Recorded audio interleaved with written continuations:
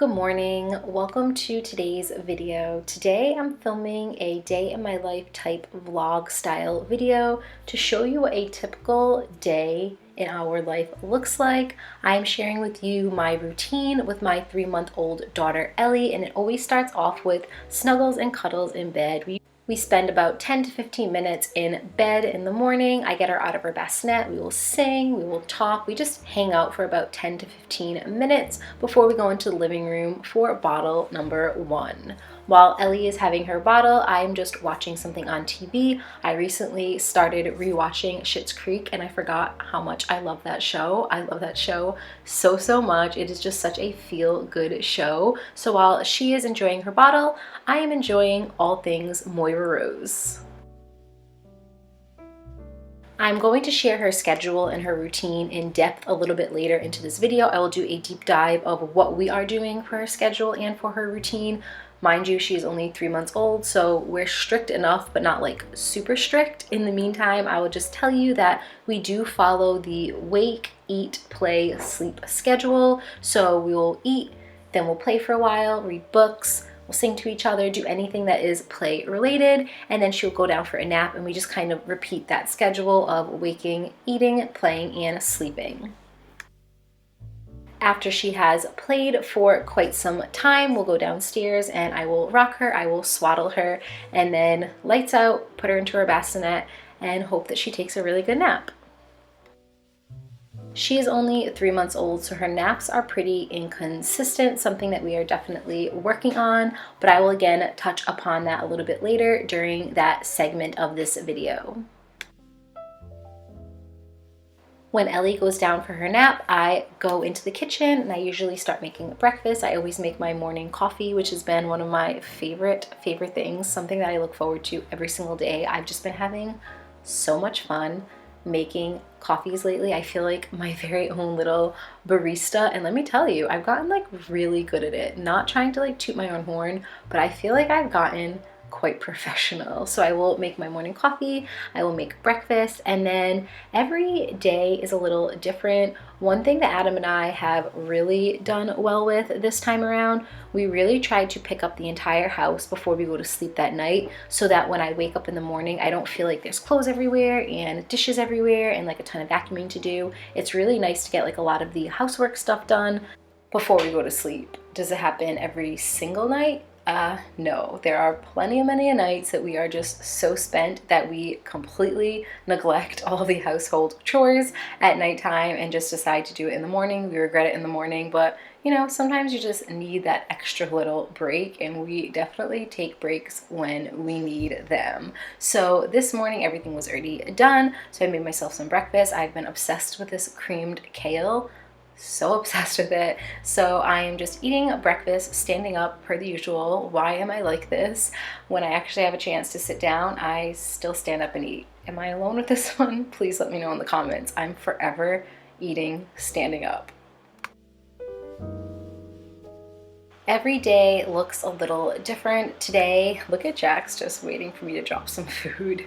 Today, when I was done with breakfast, I went upstairs to go do some makeup. No, I don't usually do my makeup in my son's bedroom, but it has the best lighting. Usually I'm in my bathroom and the lighting is just god-awful, so here we are. I will say that I do not do this every single day. I only wear makeup maybe 3-ish days a week. That's even kind of a stretch, but today I was filming not just this video, but I was filming clips for other videos as well, so I wanted to put myself together a little bit. This is my go-to 5-minute makeup. I don't really have things to link because it's all just like such random makeup, but basically I will just do foundation, I'll do like a cover up, I will do some blush and some highlighter, I will do some eyeshadow. Usually I'll wear eyeliner, didn't even feel like doing that today. Curl my lashes, I'll add some mascara, and then use a little bit of a tint for my lips to make them pop. Super simple, super effective. Once I'm done with my makeup, if Ellie is still napping, I will just like zhuzh my hair up a little bit from the night before. My hair today was actually day 3 here, holding up really well. Cough, thank you so much, Function of Beauty, cough. But yeah, I will just kind of like zhuzh it up a little bit and kind of like fix it so I'm not adding heat into my hair every single day.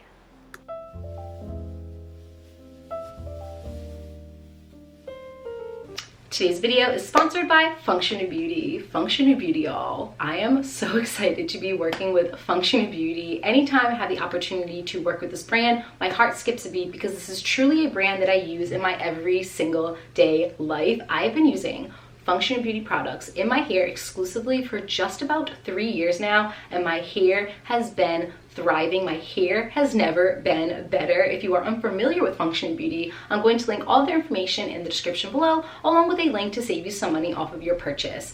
Essentially, Function of Beauty believes that just like skincare, hair care should not be a one-size-fits-all situation. They have set out to make a fully customizable shampoo and conditioner line. All you have to do is go onto their website and fill out a super quick, super easy 60-second survey talking about your hair and your wants, needs, and goals. Let me talk about my hair profile for you right now. I always say that my hair is wavy, medium, and normal for my profile. My goals, I pretty much always pick the same 5 goals. If you've been watching my YouTube channel for a while or Instagram, you would already know like my 5 goals because I say them every single time. However, this time around, I switched it up. Why, you may ask? Oh, let me tell you why. Because I am 3 months postpartum, and let me tell you, postpartum hair loss, it is no joke. It is coming in, and it is coming in hot right now. So I did switch it up to kind of like aid me in the whole postpartum hair loss journey. Just love that journey for me. So this time around, I picked Rejuvenate. Definitely need to rejuvenate my hair right now. Anti-frizz, hydrate, lengthen, and most importantly, strengthen. You can also customize your shampoo and conditioner down to the color of it, the name on your bottle, and the scent. I chose the scent Takes Two to Mango. Love that fun little pun on words. And I customized mine by saying Function of Alley Cakes because I just thought it was really cute. So if you guys are interested in trying out Function of Beauty for yourself, again, I'm going to link all the information in the description below. Completely vegan and completely cruelty-free brand. They are just the very best of the best. If you try it out, I really hope that you love it just as much as I do. You can get 20% off of your first 16-ounce custom set when you click my link and subscribe. I'd also recommend becoming a member to get lots of exclusive perks like free shipping. Okay, Ellie is napping. It has been just about an hour and a half now, and she's still napping. She's not like super consistent in the sense that I will put her down in the morning and she sleeps for 2 hours, and then her next nap is an hour, and then her next nap is a half hour. She's kind of all over the place. Sometimes she does half-hour naps, sometimes she does 3-hour naps. Only time will tell. But she's doing a really good job with self-soothing, and she's doing a really good job with like putting herself down to sleep and actually staying asleep on her own. So I had mentioned that on Instagram, and a lot of you guys reached out and said like, what are you doing? Like, what's your schedule? What are you guys doing? So basically, first and foremost, our schedule, we are just following wake windows online. If you just Google like wake windows for a 2-month-old, wake windows for a 6-month-old, wake windows for a 10-month-old, it will tell you like just about how much time they should be staying awake throughout their like wake window. And then we also go off with a schedule, super simple. It's not like super regimented, but we're doing the wake, eat, play, sleep. So she'll wake up, she usually has a bottle, we'll play for a while, we'll sing, we'll read books, we'll go for walks, whatever it may be. And then however long that wake window is, then she'll go back down for a nap, and we just repeat that and repeat that and repeat that. So basically, she's been a rock star of a sleeper, and I am so stinking grateful. And I just honestly, first and foremost, babies do not come with an instruction manual. Every baby is completely different, and let me tell you, Ellie compared to Landon, they are like polar opposites. Landon put us through hell and high water when it came to sleep, naps, nighttime sleep, all sleep. It was horrific, and that was partly because we were first-time parents and literally had no clue what we were doing. And this time around, we still have no clue what we're doing, but we might know like just a little bit more. So I just want to tell you like what we are doing with Ellie and see if that maybe helps you guys. Also wanted to mention that Landon was exclusively breastfed and Ellie is exclusively formula fed. So I do think that that kind of like plays a factor into it because formula is thicker and will keep them fuller for longer. So just wanted to throw that out there. Landon breastfed, Ellie formula fed. From the start, bam, boom, let's move on. Okay, so When we had Ellie in the hospital, my husband and I decided right from the bat that one nap a day was going to be in the bassinet. Like, I love contact naps. With Landon, every single nap was a contact nap. I didn't have any time to myself for the longest time until we sleep trained him, whatever it may be. When we're in the hospital, we said one nap a day is going to be in the bassinet, even if it's just for exposure, even if it just lasts 5 minutes. Like, as long as she's going in there, it's kind of like getting her used to it and kind of accustomed to being in the bassinet, because that is where she's going to be sleeping overnight for at least 3 months. She is 3 months old today and she's still in the bassinet. I'm not quite sure if I'm ready to have her go into her crib yet. We'll figure that out later. So when we took her home from the hospital, one nap a day was in the bassinet. Now this chick, she is very, like I said, inconsistent, but it took like a little bit of time to get her to the point that she would do like extended naps in her bassinet. Like I said, it's been just over an hour and a half now. Yesterday she took a 2-hour nap in her bassinet. The other day she took a 3-hour nap. The other day she took a 10-minute nap. It is just, who freaking knows? So we ended up going to her 1-week appointment, and her pediatrician was like, how was sleep? And obviously first week you're like, like what is sleep? What does that even mean? Because the first week is really, really rough.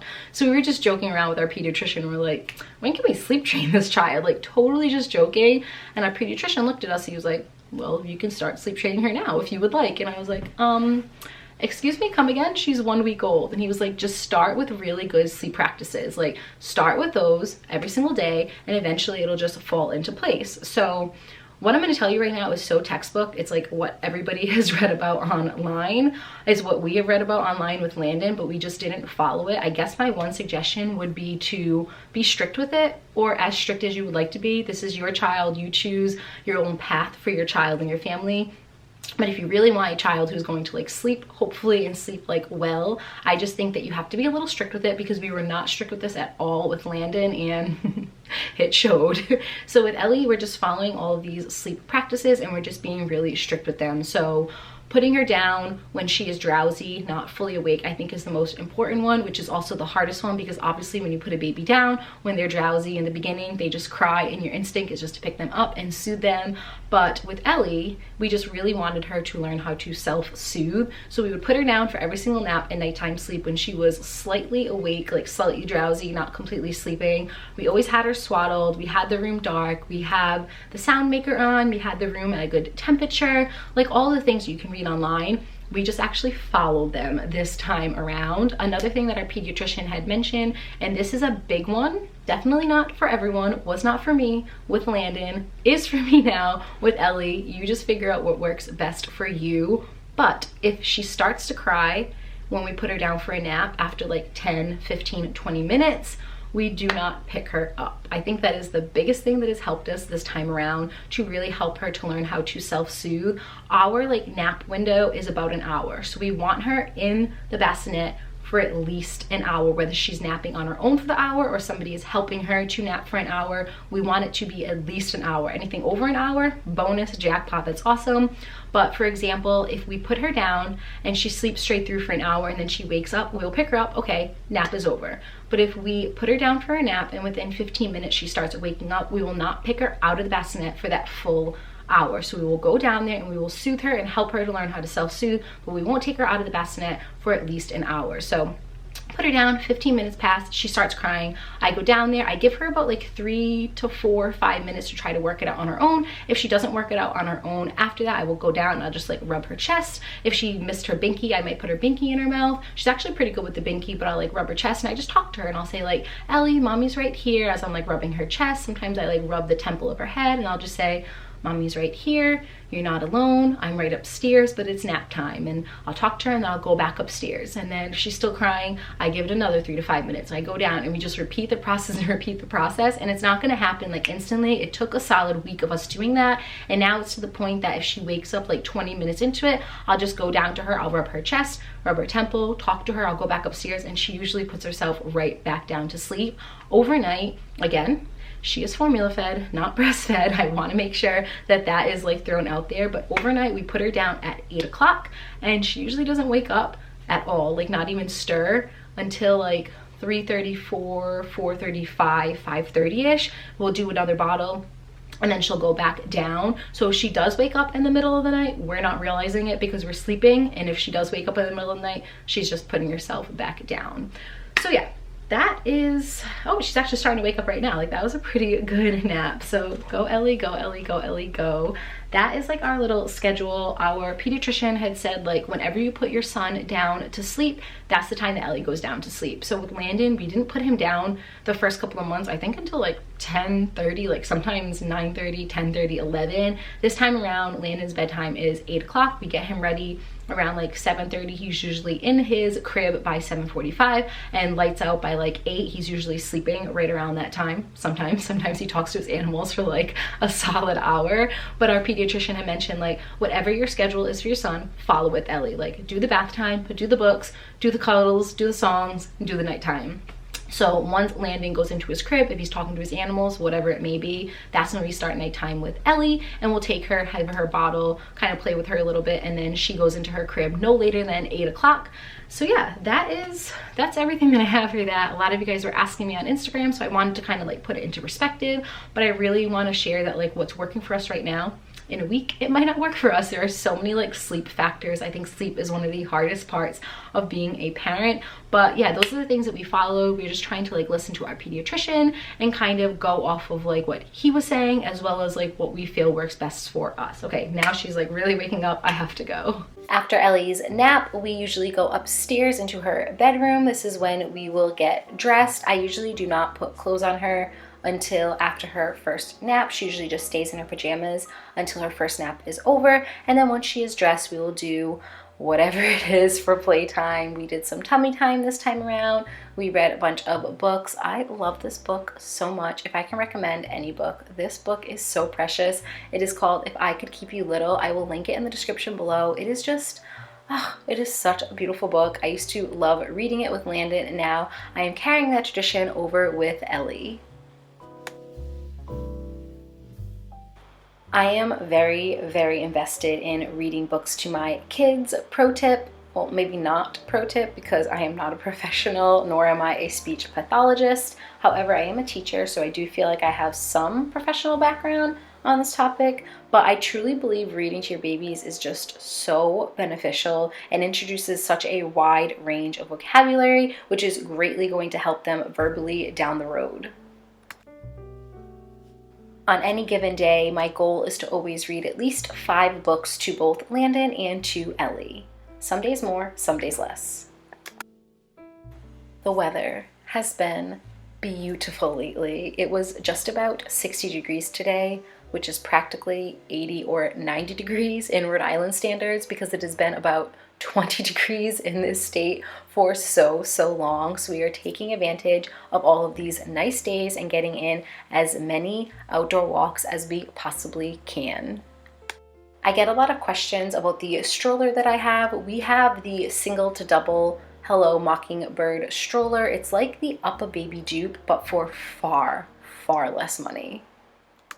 And I flipping love it.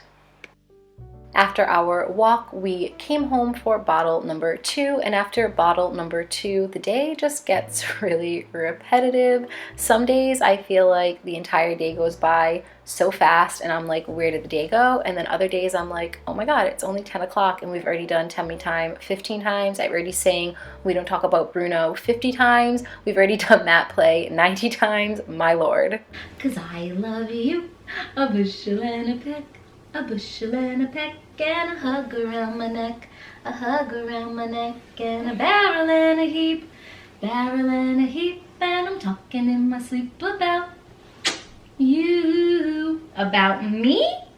Yes, about you, my heart's a leaping, can I fight the feeling, 'cause I love you, a bushel and a peck, you bet your pretty neck I do. Do-do-do-do-do, do-do-do-do-do, do-do-do-do-do. 'Cause I love you, a bushel and a peck, a bushel and a peck. Though you make my heart a wreck, you make my heart a wreck, and you make my life a mess. You make my life a mess, yes, a mess of happiness about you. About me? La la la la la. Ew, drool bombs! Drool bombs in my mouth!